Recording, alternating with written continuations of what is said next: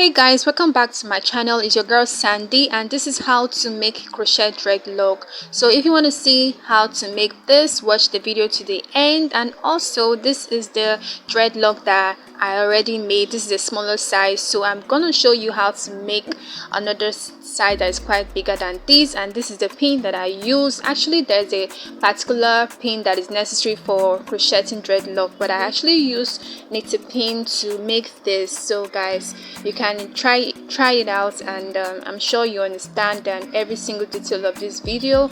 Don't forget to subscribe to my channel and also like this video, and enjoy the rest of the video. Let me not bore you with my stories, guys.